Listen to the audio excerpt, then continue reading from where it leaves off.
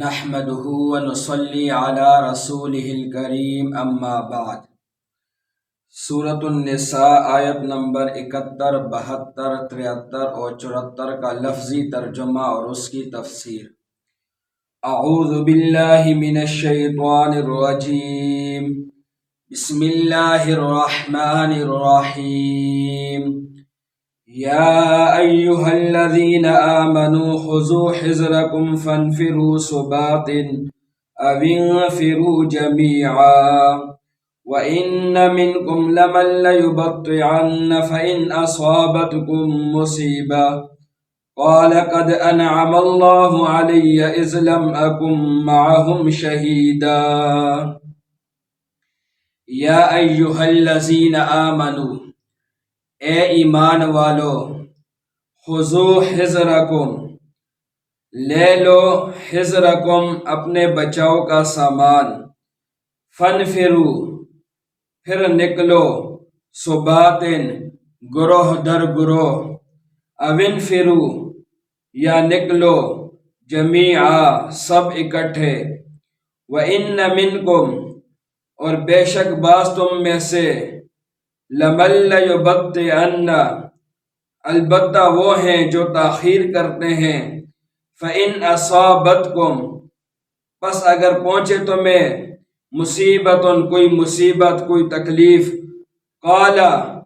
تو کہتے ہیں، قد انعم اللہ، تحقیق انعام کیا ہے اللہ نے، علیہ، مجھ پر،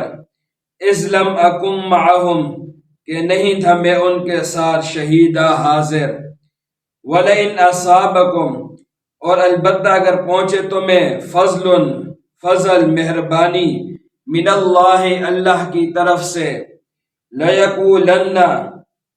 تو وہ کہتے ہیں، كَأَن لَّمْ تَكُن بَيْنَكُمْ، گویا کہ نہیں تھی تمہارے درمیان، وَبَيْنَهُ، اور اس کے درمیان، مَوَدَّةٌ، کوئی محبت، یا لیتنی، کاش کہ میں، كنت معہم، ہوتا میں ان کے ساتھ، فَأَفُوزَ، پس میں کامیابی حاصل کرتا، فوزاً عظیما، کامیابی بڑی، فَلْيُقَاتِلْ، بس چاہیے کہ قتال کریں، فی سبیل اللہ، اللہ کے راستے میں، الذین، وہ لوگ، یشرون الحیات الدنیا بالآخرہ، جو بیچتے ہیں دنیا کی زندگی کو آخرت کے بدلے میں، ومن یقاتل، اور جو شخص قتال کرے گا، فی سبیل اللہ، اللہ کے راستے میں، فیقتل، پھر وہ قتل کر دیا جائے گا، او یغلب، یا غازی بن جائے گا، فسوف نؤتیہ، پس ان قریب ہم دیں گے اس کو، اجرا عظیما، اجر بڑا۔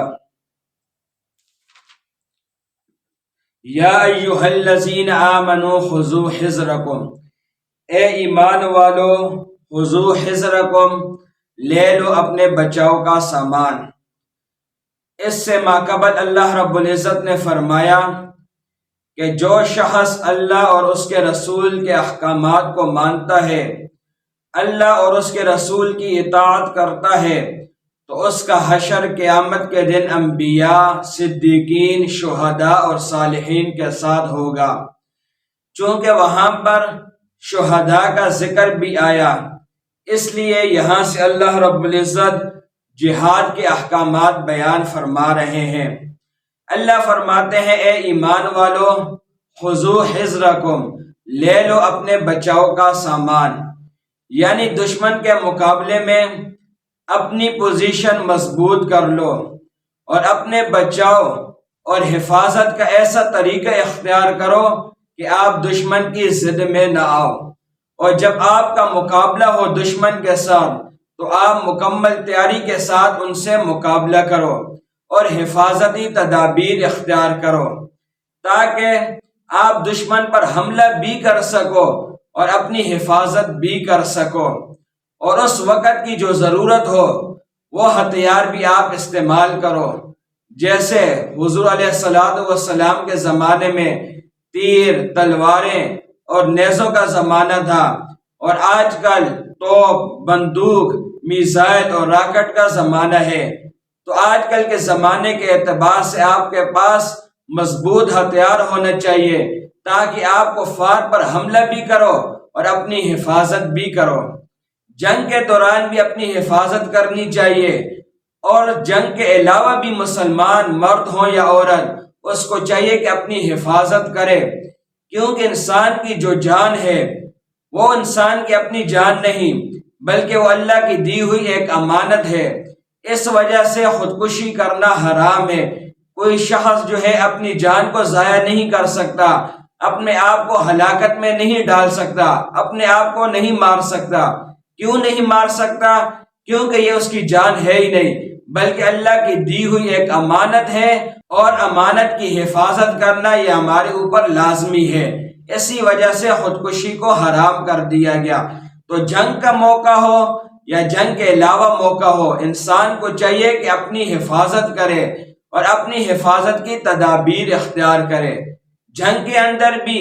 میدان جہاد میں بھی، اور میدان جہاد کے علاوہ بھی اپنے آپ کو کوئی شخص نقصان نہ پہنچائے۔ اسی وجہ سے علماء نے لکھا ہے کہ اگر کوئی شخص میدان جہاد کے علاوہ بھی اپنے آپ کو نقصان پہنچاتا ہے، مثال کے طور پر سردی کا موسم ہے،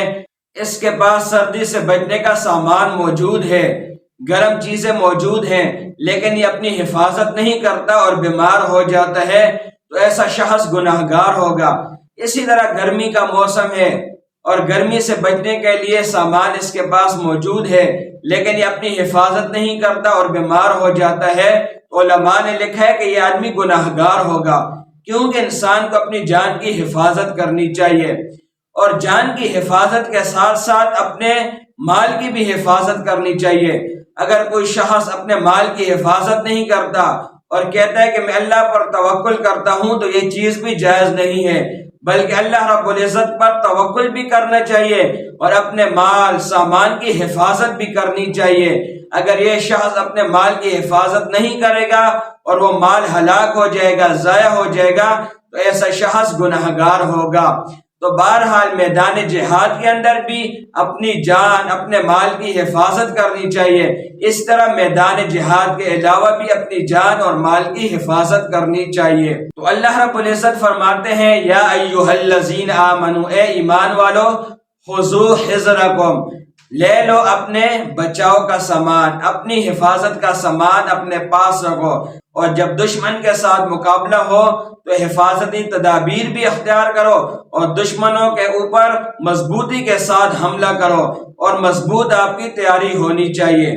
آگے اللہ نے فرمایا، فَانْفِرُوا ثُبَاتٍ، دشمن کے مقابلے میں آپ نکلو ثباتٍ، گروہ در گروہ، یعنی مختلف دستوں کی شکل میں بھی نکل سکتے ہو، اَوْ انْفِرُوا جَمِيعًا، یا آپ نکلو سب اکٹھے۔ حضور علیہ السلام نے صحابہ کو مختلف گروہوں کی شکل میں بھی جہاد کے لیے بھیجا،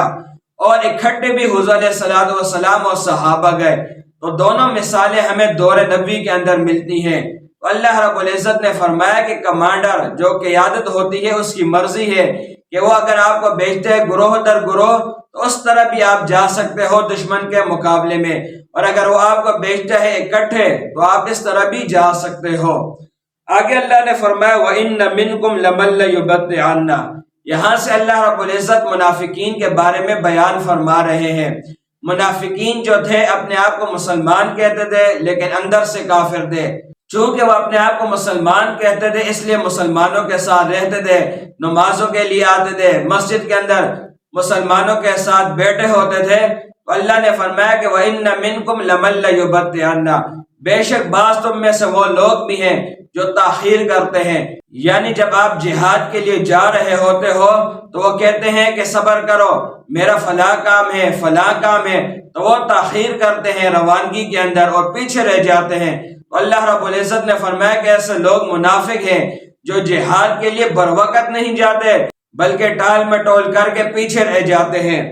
پھر اگر آپ کو وہاں پر جہاد کے موقع پر تکلیف پہنچتی ہے، مصیبت پہنچتی ہے، اور آپ کے ساتھی شہید ہو جاتے ہیں، تو یہ لوگ جو ہے کہتے ہیں کہ اللہ رب العزت کا ہمارے اوپر انعام ہوا، اللہ رب العزت کا ہمارے اوپر فضل ہوا کہ ہم نہیں گئے، اگر ہم جاتے تو ہم بھی مر جاتے۔ تو آپ کے مر جانے پر خوش ہوتے ہیں اور اپنے آپ کو کہتے ہیں کہ ہمارے اوپر اللہ کا احسان ہو گیا کہ ہم بچ گئے، شکر ہے ہم نہیں گئے ورنہ ہم بھی مر جاتے۔ اور آگے اللہ نے فرمایا، وَلَئِنْ أَصَابَكُمْ فَضْلٌ مِّنَ اللَّهِ، اور اگر آپ کو پہنچتی ہے جہاد کے موقع پر فتح، آپ جو ہے غالب آ جاتے ہو اور آپ کو وہاں پر مال غنیمت مل جاتا ہے، تو یہ پیچھے رہنے والے منافق جو ہیں یہ آپ کے ساتھ حسد کرنے لگ جاتے ہیں اور یہ کہتے ہیں کہ ان کو کیوں مال غنیمت مل گیا، تو آپ کے ساتھ حسد شروع ہو جاتی ہے، گویا کہ آپ کے ساتھ ان کی کبھی محبت تھی نہیں، حالانکہ دونوں ایک ساتھ بیٹھے ہوتے ہو، اوپر سے ایسے لگتا ہے کہ آپ کے خیر خواہ ہیں لیکن اندر سے یہ آپ کے خیر خواہ نہیں۔ جب آپ کو مال غنیمت ملتا ہے تو یہ آپ کے ساتھ حسد کرنے لگ جاتے ہیں اور کہتے ہیں یا لیتنی کنت معہم فافوز فوزا عظیما، اور حسرت کرتے ہوئے کہتے کاش کہ ہم بھی چلے جاتے، ہمیں بھی مال غنیمت مل جاتا، اب ہم نہیں گئے تو ہم مال غنیمت سے محروم ہو گئے۔ تو آپ کے ساتھ حسد کرتے ہیں اور خود بھی جو ہے حسد کرتے ہیں کہ کاش کہ ہم بھی چلے جاتے اور ہمیں بھی مال غنیمت مل جاتا۔ تو اللہ رب العزت نے فرمایا کہ آپ ایسے لوگوں سے دور رہو جو منافق ہیں، جہاد کے لیے جاتے نہیں، روانگی کے وقت ٹال مٹول کر کے پیچھے رہ جاتے ہیں، اگر آپ وہاں پر جو ہے مر جاتے ہو، آپ کو تکلیف پہنچتی ہے تو پیچھے خوش ہوتے ہیں، اور اگر آپ کو وہاں پر کوئی انعام مل جاتا ہے، آپ کامیاب ہو جاتے ہو، تو آپ کے ساتھ یہ لوگ حسد کرنے لگ جاتے ہیں۔ تو اللہ رب العزت نے فرمایا ایسے لوگوں سے آپ دور رہو۔ آگے اللہ رب العزت مخلص مسلمانوں کے بارے میں بیان فرما رہے ہیں۔ اللہ فرماتے ہیں فَلْيُقَاتِلْ فِي سَبِيلِ اللَّهِ الَّذِينَ يَشْرُونَ الْحَيَاةَ الدُّنْيَا بِالْآخِرَةِ، لوگوں میں سے وہ لوگ بھی ہیں جو قتال کرتے ہیں اللہ کے راستے میں اور وہ دنیا کی زندگی کو بیچ دیتے ہیں آخرت کے بدلے میں، ان کا دنیا کی زندگی کے ساتھ کوئی کام نہیں ہے، وہ کہتے ہیں ہمیں آخرت چاہیے، وہ آخرت کے ساتھ محبت کرتے ہیں۔ تو اللہ نے فرمایا کہ ایسے لوگ بھی ہیں اور وہ اللہ کے راستے میں قتال کرتے ہیں۔ جب قتال کرتے ہیں اللہ کے راستے میں پھر دو ہی صورتیں ہیں، یا غالب آ جاتے ہیں غازی بن جاتے ہیں یا شہید کر دیے جاتے ہیں۔ اللہ نے فرمایا دونوں صورتوں میں ان کے لیے عظیم اجر ہے، بہت عظیم مقام ہے، اگر وہ جیت جائیں غازی بن کر آ جائے پھر بھی ان کے لیے عظیم اجر ہے، اور اگر وہاں پر شہید ہو جائے تو اللہ رب العزت نے ایسے لوگوں کے لیے اونچا مقام رکھا ہے، ایسا اونچا مقام ہے کہ ایسے لوگ جو چارپائی کے اوپر فوت ہو گئے، قیامت کے دن وہ لوگ حسد کریں گے کاش کہ ہم بھی ان کی طرح شہید ہو جاتے، دنیا کے اندر ہمارے بدن کینچیوں سے کاٹ دیے جاتے اور آج ہمیں یہ مقام مل جاتا جو شہیدوں کو ملا ہے۔ تو شہیدوں کو آخرت کے اندر بہت اونچا مقام ملے گا۔ عام مسلمان جو ہے حسد کی بنا پر ان کو دیکھیں گے اور تمنا کریں گے کہ دنیا کے اندر کاش ہم بھی شہید ہو جاتے۔ تو شہیدوں کا آخرت کے اندر بہت اونچا مقام ہے۔ اسی وجہ سے حضور علیہ الصلوۃ والسلام نے فرمایا لَوَدِدتُّ أَنْ أُقْتَلَ فِي سَبِيلِ اللَّهِ ثُمَّ أُحْيَا ثُمَّ أُقْتَلْ ثُمَّ أُحْيَا ثُمَّ أُقْتَلْ ثُمَّ أُحْيَا ثُمَّ أُقْتَلْ، کہ میں چاہتا ہوں کہ میں اللہ کے راستے میں قتل کر دیا جاؤں، پھر زندہ ہو جاؤں، پھر شہید کیا جاؤں، پھر زندہ ہو جاؤں، پھر شہید کیا جاؤں، پھر زندہ ہو جاؤں۔ تو حضور علیہ الصلوۃ والسلام نے بھی شہادت کی تمنا کی ہے، اور ایک حدیث کے اندر آتا ہے کہ حضور علیہ الصلوۃ والسلام نے فرمایا کہ اگر کوئی شخص اس حال میں مر گیا نہ اس نے جہاد کیا ہو اور نہ جہاد کی نیت کی ہو تو ایسا شخص منافق کی موت مر گیا۔ تو جہاد کرنے کا بہت زیادہ ثواب ہے، جو لوگ شہید ہو جاتے ہیں ان کا بہت اونچا مقام ہے، اسی وجہ سے صحابہ نے بھی اس کی تمنا کی، حضور علیہ الصلوۃ والسلام نے بھی شہادت کی تمنا کی، اور اللہ رب العزت نے بھی فرمایا کہ جو لوگ جہاد کرتے ہیں اگر وہ غالب آ جائیں تو ان کے لیے بہت عظیم اجر ہے، اور اگر ایسے لوگ مر جائیں شہید ہو جائیں تو پھر بھی ان کے لیے اونچا مقام ہے۔ اسی وجہ سے سورہ یاسین کے اندر آتا ہے کہ جب قوم نے ایک شخص کو